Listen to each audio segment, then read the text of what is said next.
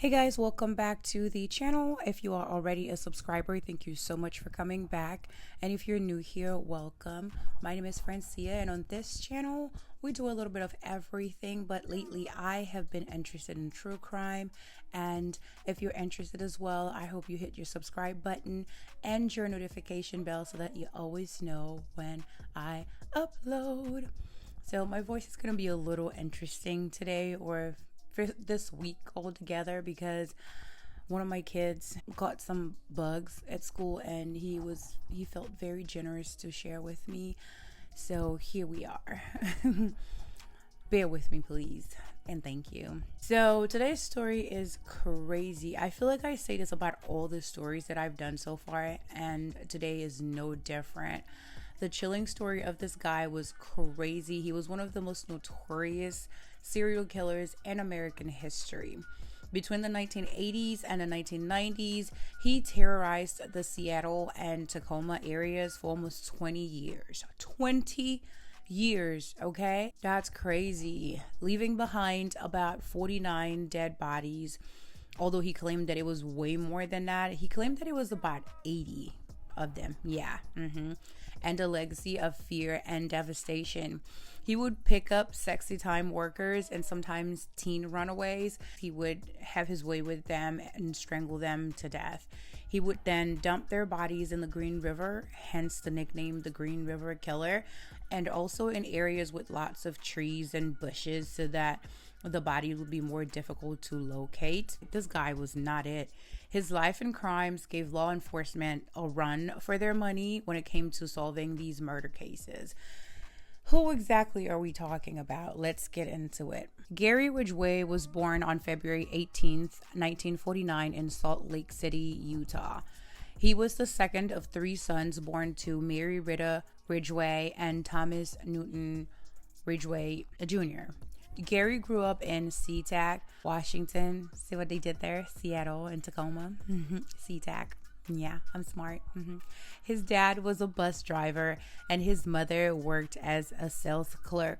Growing up, things were quite emotionally unstable at home. Family members have stated that Mary, Gary's mom, wore the pants in the family and was described as distant and often domineering and critical. Now, as a bus driver, the dad would come home and complain a lot about the fact that there's a lot of six-to-time workers roaming the streets and the bus station and whatnot, I guess, and he was not happy about that. And I was like wondering why the mom was so domineering, because remember I don't know if you saw that video, remember in Ed Gein, the mom was domineering because she was the breadwinner. The dad had a hard time keeping a job and she was the one working to keep the family together. So she was a little mean, domineering, and just like mean to the husband and the kids, right?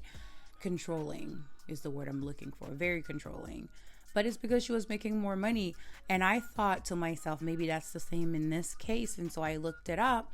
Sales clerks didn't make more money than bus drivers. So maybe she was just, one of those controlling folks. Yeah. Anyways, moving on. Gary would also witness several violent arguments between their parents. It was said that Gary would wet the bed up until he was about 13, and get this, his mom would insist on washing his private part, like his genitals, like his pee-pee, which is a little weird, especially if it was like the year 13. What? Ma'am, no. I feel like if your kid is able to shower themselves, they should not be getting their private part cleaned up by you. No. That's weird. That's super weird and super disturbing. Ew. And Gary was not okay with this little arrangement either, because he would later tell his defense psychologists that as an adolescent, he had conflicting feelings of anger and sexual attraction towards his mom, and he just had fantasies about unaliving her. I mean, I don't know about, the whole unaliving her and whatnot, but that's a young boy around the age 12, 13. His body may have started to do things. He probably already had his first emission. Things are getting up at random times. And you know, these things, they have a mind of their own. Like, it doesn't matter who's touching them. If they feel like standing up, then they will stand up if they feel good enough. And you're his mom, and he knows that his thing is not supposed to stand up because you're his mom, but then it's standing up, and he doesn't understand what's going on with his body, and you're just making it worse. So that's probably why he was so angry with her, probably with himself too, for having the attraction towards her, because he probably felt good with her cleaning it's weird. It's just weird. Poor guy. If your kid is old enough to shower themselves, you do not need to be touching their BBs. Period. That's the rule. Now, school wasn't great either, because Gary was dyslexic and he had to stay back a year when he was in high school, and I can already imagine what he went through. Kids are not nice, especially high school kids. Oh my gosh, they are mean on a different level. Now, as a young boy, Gary was described as quiet, unassuming, and prone to daydreaming. He was kind of invisible and kept to himself and didn't really stand out or anything. However, underneath all that quietness and invisibility, Gary was harboring a lot of growing resentment and anger. And even as a teenager, he had a lot of troubling behaviors. Yeah, I'm guessing he needed somewhere to put all that anger, because when he was 16, he stabbed a 6-year-old little boy. Thank God the little boy survived the attack, but 6? Bruh, he was only 6. What could he have possibly done to you that would make you feel like you needed to stab him? For no reason, man. No reason. He led the little boy into the woods and then stabbed him. The knife went through his ribs and to his liver, but like I said, he survived. Thank God. But what is wrong with you? He was only 6. Oh my gosh. Unfortunately, the stabbing wasn't a one-off type thing for Gary here. No, it sadly was an act that would dictate what was to come, like the dark future that awaited him and his victims. Psychologists stated, quote, Ridgway's early behaviors aligned with traits we often see in individuals who become violent later in life, such as a troubled family dynamic, an inability to form healthy connections, and early signs of aggression, end quote. Yeah, this is not a good combination, okay? This type of combination is never a good thing. And sadly, not everybody would recognize those signs in Gary, because right after he graduated high school in 1969, he married his 19-year-old little girlfriend, his little high school sweetheart, bless her heart. No ma'am, no sir, you did not. Y'all were dating in high school, you didn't pick up on no clues. But then again, you're 19, everything is like roses and rainbows. Ugh. Them teen years are not it. Anyways, after they got married, Gary joined the United States. Oh, he would go again. Always joining the military. Gary joined the United States Navy and was stationed in Vietnam. Now, no worries, because homeboy wasn't over there fighting folks, okay? He worked on the supply ship, and then he spent all of his free time having lots and lots of relations with the sexy time workers there. Now, while he was out there being reckless and having fun, he ended up contracting an STI. Yeah, he got the good old gonorrhea. It made him very angry, but still that didn't stop him from continuing those activities without protection. Dumb. Needless to say that his marriage did not survive his cheating ways. I mean, I don't get it. Like, why are you so comfortable having extramarital affairs without wrapping it up? You're so selfish and so reckless, and you're not even thinking of the safety of your wife. You're just so blinded by your lust that you wouldn't even think about wrapping it up. That's crazy. First of all, you shouldn't even be having extramarital affairs. But if you are going to cheat on your wife, the least you could do is wrap it up, my guy. Wrap it up. Because you could have gotten something worse than gonorrhea. You could have gotten something that doesn't get cured with a shot. Selfish. Ugh, makes me angry. cheaters, man. I have a problem. I need to like get my anger under control when it comes to like cheating husbands. Anyways, now I remember earlier when I said that his dad would come home from work and he would talk bad about the infestation of sexy time workers in the street in front of Gary. Well, I'm not a psychologist or anything, but I think it may have had some sort of an effect on Gary, because even though he would engage in sexy time relations with them all the time, he also hated them with a passion. And he would say that the reason why he unalived so many of them is because he was trying to get rid of all of them. You were trying to get rid of all of them, yet you had no issues using them to get off. You had no issues sticking your pee-pee in their hoo-haws, but then you were trying to get rid of all of them. Make it make sense, my guy. Make it make sense. I can't with this guy. But anyways, he served for 2 years in the U.S. Navy, and then he settled in the Seattle area and worked as a truck painter. This guy did not know how to keep it in his pants, okay? So all of his marriages, he was married 3 times, and all of them ended up in divorce because, like I said, he did not know how to keep it in his pants, and he was a little weirdo. So I guess the wife then figured out who he was after they settled with him. But during his second marriage, though, he became very religious. He was going door to door trying to convert people. He was obsessed with reading the Bible and making sure that his wife followed their pastor's every word. He even would cry, like boohoo cry, because he was so religious, right? He would cry after like a good sermon or after a Bible study session. But with all of this newfound religious belief, he never stopped his little extramarital activities with the sexy time workers.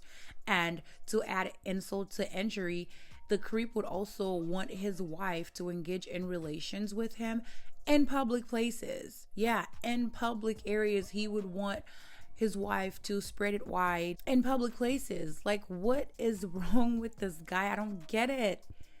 And sometimes he would even take his wife to areas where he already dumped bodies. What a psycho. What a psycho. And I was reading this and I was like, okay, this is not normal. He had to have had a problem besides, like, you know, being a little cuckoo for Cocoa Puffs. He had to have a problem. And I'm always ahead of myself. He, in fact, did have a problem. According to the women in his life, he had a very strong appetite for sexy times. You get what I'm saying, right? All 3 of his ex-wives and all of his girlfriends said that he wanted to do that stuff with them several times a day. And he would often want to do it in public areas or in the woods. Huh? Sir? I mean, I get the little kinky stuff in the woods, but still, what if a bug, you know what? It ain't none of my business. It is not my business. So carrying on. He himself admitted that he did have a love-hate fixation with the sexy time workers. Although he complained a lot, just like his father, about their presence in his neighborhood, he also took advantage of their services regularly. Yeah, he said that he hated them and that he was torn between his needs to have extramarital affairs with the sexy time workers and his newfound religious beliefs. What a torment. What a torment. I mean, how do you even choose between being a decent human being and a piece of shirt? How do you choose? What a cross to bear, my guy. I am so sorry that you had such a difficult choice to make, because how does one even begin to choose decency? Anyways, I can't. So hard. A torment. Really? You were tormented? You were tormented because you had to be a decent human being or a piece of shirt. And it's such a hard decision. Such a hard decision. I can't. Anyways, moving on. Gary was arrested in 1980 for choking a sexy time worker, but he walked because he claimed that the woman had bit him and no charges were filed against him. 2 years later, in 1982, he was arrested again for solicitation, but nothing came of that either. And shortly after that, he started to unalive people. Like, I hate when that happened, because like, if something would have stuck, then all of these people would not have lost their lives because he went cuckoo for Cocoa Puffs. I hate when that happens. His killing spree started in 1982, and it is believed that he unalived at least 71 people, teenage girls and women alike, near Seattle and Tacoma, Washington. However, Gary claimed like he had unalived so many that he lost count. Wow. You think that's a flex, sir? Ugh. As I said before, he would pick up sexy time workers or teenage runaways. He would offer them a ride and would show them a picture of his son to gain their trust, because, you know, we're like women, we're very emotional. They were probably going like, oh my gosh, he's so cute. How old is he? Oh my gosh, what's his name? He is so cute. They get us every time. That's what we do. That's what we do. So that's what he would use to gain their trust. Once he would get them in his truck, he would drive to an isolated area, and once there, he would start having activities with them, usually from behind, so that it would make it easier for him to wrap his arms around their necks and strangle them once he was done. He would perform his little act of cheating and unaliving folks either in his home, truck, or secluded area. And like I said, he would dump their bodies around the Green River, the Seattle Tacoma airport areas, or several other places in South King County. Sometimes he would contaminate the crime scenes, or he would even go as far as transporting bodies across state lines just to confuse the police. Now, here's where I am extremely disgusted and just beyond grossed out by this guy. Listen to what this psycho would do. He would sometimes return to the bodies to have intercourse with them. Yeah. He would say that he didn't necessarily like to engage in necrophilia, but he didn't want to go and acquire a brand new person and risk getting caught. You would think that he would be like, oh no, I don't want to go and, unalive a whole nother person. So I figured I would just do it with the one I already unalived, just to try to have less bodies piling up. Nope, that was not his reasoning. He was more worried about getting caught. Are you serious, my dude? So, if it wasn't for that, you would just continue to unalive them. Sir, I am so annoyed. And I know it's still bad. It doesn't change the fact that he unalived somebody. But in other cases that I've done before, the necrophilia situation usually would happen right after like they unalived the victim. But this one left. You dumped the body somewhere. You left, went home, went about your life, went to work, ate dinner, spent time with your peoples, and then you went back. The body probably started to decompose already, and then you go back in there to stick your pee-pee in somebody's hoo-ha who is not. No, absolutely not. No. Gross. In 1982, the body of his very first victim was found, and there was clothing wrapped around the victim's neck that had like a certain type of spray paint on it. Now, remember when I said he worked as a truck painter, but sadly they weren't able to test the paint found on the clothing for like another 20 years. It would take them 20 years before they could test the paint. I don't know what was going on around that time, but it's sad because had they tested it 20 years prior, it would have been easier for them to link the murder to Gary, and they probably would have been able to stop all these people from losing their lives. But obviously that's not what happened because we're here, okay? So as the bodies kept piling up, the King County Sheriff's Office put a task force together to start investigating those murders because they realized at that point they were dealing with a serial killer. Despite enormous pressure from the public, leads went cold and frustration grew within the task force, and desperate for answers, detectives started looking for some assistance from an unlikely source.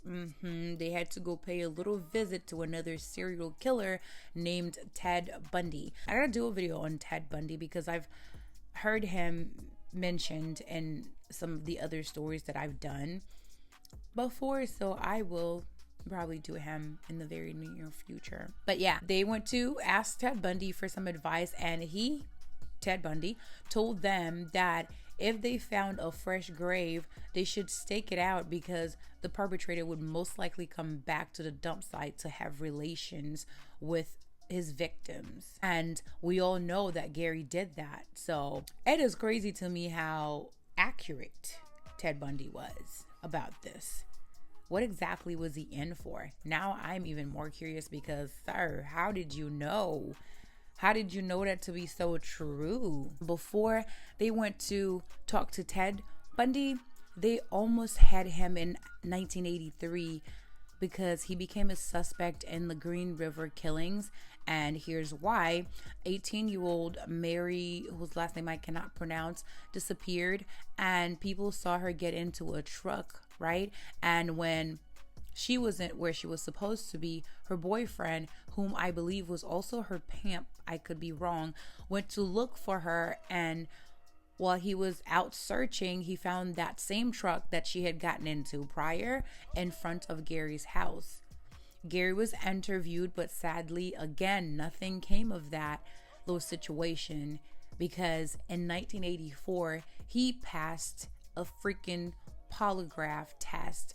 I feel like these things are like pinky swears. I don't feel like they should be a deciding factor in criminal cases, okay? Especially murder cases. It's like people swearing on a stack of pinkies. Like, no, people can trick their bodies to do things, and I don't think like passing a polygraph test should be enough to let somebody walk free, especially when they're a suspect in some murders.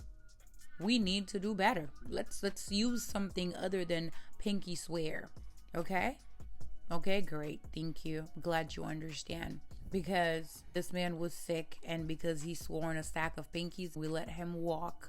And when I tell you this guy was crazy, he was crazy. I don't know if he felt like he was running out of time and it was a matter of time before they caught him. He just was unaliving people, and he was doing it back to back to back to back. In 1982, he unalived 17 people, okay? And he didn't start at the top of the year. He started in July. Homeboy started in July of that year, and he unalived 17 people. And in 1983, he started in March, and he unalived 26 people starting in March. You do the math, and you tell me that this guy was not cuckoo for Cocoa Puffs. He unalived 2 people in 1984, starting in February, and around 1985, he slowed down a lot because he claimed that he was in love with his third wife. And around the year 1985 is when he met her, and he loved her so much that he didn't feel the need to unalive as many people. Sir, how about you stop unaliving people altogether? How about you just stop? No, he didn't stop completely. He unalived around 4 people. And he gave her total credit. He was like, it's all because of her. Like, I'm so in love. And I just could not unalive as many people. You know, I still had to unalive a few. But because I loved her so much, I only unalived 4. So she gets the credit. Ugh. And she also took credit saying that she felt like she saved some lives by making him happy. So sadness was what was making him kill all these people, my friend? Sadness? You really think so? I mean, he did slow down significantly in his criminal activities when he was married to her. But I don't know if I'm convinced that it was because he was happy, because a lot of us out here, we run into some unhappy times, but we don't go around unaliving people. So I don't think it was because he was unhappy, honey. He's got other stuff going on up there, okay? All right. But yeah, in 1987, they had taken some DNA from him, But as you know, they weren't as advanced because DNA had just come into the scene when it came to criminal investigation, like in 1986. And so they weren't like all that great yet in the forensic situation, and they weren't able to link it to him until later in life. In the early 2000s, they had enough evidence for them to secure an arrest warrant for his behind, okay, for Gary's behind. So on November 30th, 2001, while he was working at his little job at the Kenworth truck factory, police arrived and they arrested him. They charged him with the suspicion of murdering 4 women 20 years earlier because they had found semen on those women that matched the DNA that they had obtained from him in 1987. Plus 3 more victims were added to the indictment after they found spray paint that matched the exact paint used at the Kenworth factory around the times these victims were unalived. Yeah, it was a pretty slam dunk case. On November 5th, 2003, Gary pled guilty to 48 charges of aggravated first-degree murder.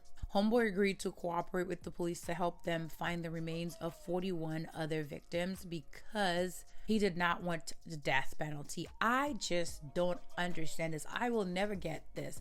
These people are just going around unaliving people left and right almost every day, but then as soon as they catch them, everybody wants to avoid the death penalty. So what, you can dish it out but you can't take it? I don't understand. You out there doing the most, but when it comes to when it comes time to give you a little piece of your own medicine, you don't want it. That's very cowardly, sir. Whole bunch of cowards. Sometimes I'm like, why are they even offered a plea deal? And then I learned that sometimes, unfortunately, you need these psycho killers' help in locating victims in an attempt to give families some sort of closure or answers or something, I guess, you know. And a statement provided by the state attorney, he said, quote, Gary Ridgway does not deserve our mercy. He does not deserve to live. The mercy provided by today's solution is directed not at Ridgway, but towards the families who have suffered so much, end quote. And I agree. I mean, I wish it didn't have to be that way. I wish those losers would just give up the locations of these victims and accept their sentences or their punishment. But like I say, they're cowards and it doesn't work out that way. And I understand that the family members need closure, at least answers. So sometimes they do have to get a plea deal. Yeah, whatever. And then the other thing that made me so upset with this case is that he had zero remorse. Okay, he was just describing what he did and why he did it with zero empathy, like no remorse. He even said during his confession, quote, I picked women I knew wouldn't be missed. I didn't think they were worth anything, end quote. Sir, that was someone's loved one, you sick fork. What do you mean you didn't think they were worth anything? How did you come to that conclusion? It does not matter what somebody chooses or decides to do for a living. Even if you and I don't agree with it, that's still someone's loved one. So how could you just decide that they weren't worth anything? Who died and made you God? That's crazy to me. And like I always say, well, I don't say it, but I use it a lot. No good deed goes unpunished, because on December 18th, 2003, Gary received 48 life sentences without the possibility of parole. And those life sentences were to be served consecutively, okay? Meaning one after the other. And he was also given an additional 10 years for tampering with evidence because, you know, he felt like it was a great idea to transport bodies across state lines. And also he contaminated the crime scene. So, yep, he messed with the crime scene. So he got 10 years for each of those 48 victims, which brought his total up to 480 years. Okay, that's in addition to his 48 life sentences. And just when you thought they didn't have more generosity in them, they continued to feel very generous towards him, because another one of his victims was found and they added another life sentence to his time, which brought his total up to 49 life sentences. So that's 480 years plus 49 life sentences. I'm grinning because, you know, I like this, but I know that it doesn't make sense, because he's not gonna be alive to see all of that, because we only live about an average of 70 something years old if we're lucky. So yeah, but you get it. I love this for him. In January 2004, Gary was placed in solitary confinement at Washington State Penitentiary in Walla Walla. On May 14, 2015, he was transferred to UC Florence, which is a high security federal prison in Colorado. Not sure why. Well, I guess he needed protection. I don't know. Later that year in October, he was brought back to Washington so that he would be more easily accessible for open murder investigations that were still going on. They did transfer him back and forth quite a bit, and I was like, why are they doing that? I mean, okay, for him being more accessible, I get that, but I don't like this. It was a little sus to me. Just a couple of months ago, in September of 2024, he was briefly transferred from WSP to the King County Jail just for a few days, and then he was transported back with no explanation. Didn't you say that you needed him in Washington State Pen so that he would be more accessible? Why did you transfer him to King Court Jail, like King County Jail? For what? I don't know. Maybe it's nothing, but because I have trust issues with the government, the prison system, I don't trust these folks. I feel like something, I don't know, I better not be using him for stuff. I don't know. Maybe they don't have to, they can move him around. But what if he escapes the windows? People need to know that I don't know. Maybe I'm tripping. Let it go. Anyways, let me know if I'm tripping though, because I still feel some type of way about it. But anyways, that is the story of Gary Ridgway. Let me know your thoughts down below. Like I said, his house was a bit dysfunctional. However, my guy, you did too much. He went after the same people that he claimed to hate so much. And then I will never understand. Like, I know they're sick, okay? They're not regular people. There's some misfiring happening up in the brain situation, but I will never understand how, like, my brain can't process it. It does not register to me how you can take your pee-pee and insert it in someone's hoo-ha who is no longer alive. Like, their body is cold. It probably started to decompose already. It doesn't make sense to me. Like, how do you do that? Like, it's gross. It's inhumane. Ugh, it's sick. But they're sick, so I get it. Anyways, that is all that I have for you guys today. Let me know what you think down below in the comment section. As always, thank you guys so much for watching. And please don't forget to like, comment, share, and subscribe. And I will see you guys in my next one. But until then, I hope to see you in the comment section. Bye. I'm going to go drink some tea because my voice is not it.